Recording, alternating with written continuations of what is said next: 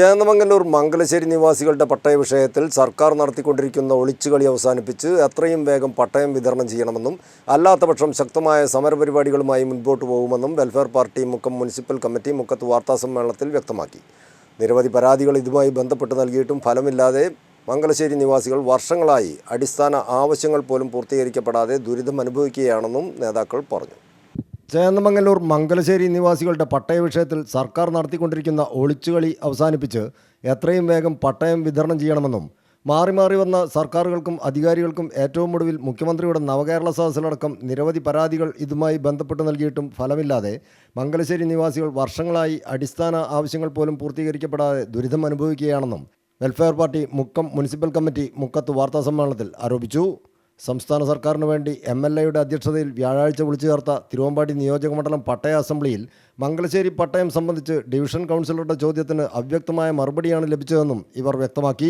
ഇതുപോലെ 4 പതിറ്റാണ്ട് കാലമായിട്ട് മംഗലശ്ശേരി നിവാസികൾ പട്ടയ പ്രശ്നവുമായി ബന്ധപ്പെട്ട് ദുരിതം അനുഭവിച്ചുകൊണ്ടിരിക്കുകയാണ്. ഇതിൽ എല്ലാ ഇലക്ഷൻ സമയങ്ങളിലും അത് മുന്നോട്ടെടുത്തിടുകയും അങ്ങനെ ജനങ്ങളെ സാങ്കേതിക പ്രശ്നങ്ങൾ പറഞ്ഞുകൊണ്ട് കബളിപ്പിക്കുകയും ചെയ്യുന്ന രീതിയാണ് കാലാകാലങ്ങളായിട്ട് മാറി മാറി വന്ന സർക്കാരുകളൊക്കെ സ്വീകരിച്ചിട്ടുള്ളത്. അപ്പോൾ ഈ വിഷയം ബന്ധപ്പെട്ട് അധികാരികളുടെ ഭാഗത്തുനിന്ന് ഇതിന് ഒരു ബോധപൂർവമായ അനാസ്ഥ എന്ന സ്വഭാവത്തിൽ വിഷയത്തെ അവഗണിക്കുന്ന സമീപനം ഉണ്ടാകുന്നുണ്ട്.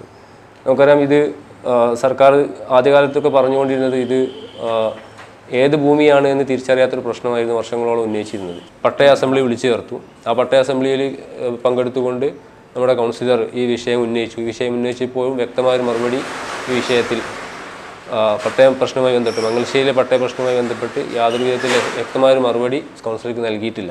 എന്ന് പറഞ്ഞാൽ ആ വിഷയം നടക്കുമ്പോൾ നടക്കട്ടെ, അത് എങ്ങനെയാണോ പോകുന്നത് അതോട് പോകട്ടെ എന്ന രീതിയിൽ അതിന് വിട്ടേച്ച് പോകുന്ന ഒരു സമീപനമാണ് ഇതിൽ സർക്കാർ കാണിച്ചുകൊണ്ടിരിക്കുന്നത്.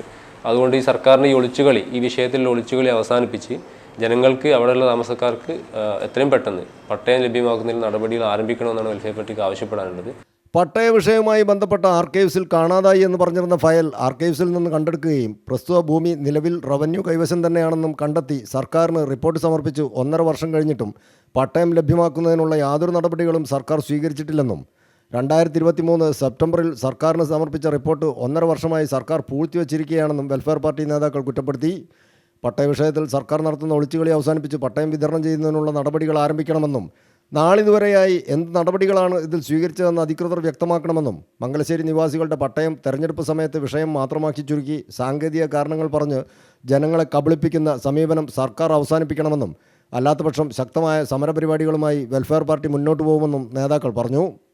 മുക്കത്ത് നടത്തിയ വാർത്താസമ്മേളനത്തിൽ നഗരസഭാ councillor Gafoor master, welfare party Mukkam municipal committee president K. Abdul Raheem, Salih Kodappana തുടങ്ങിയവർ സംബന്ധിച്ചു. News bureau, Mukkam.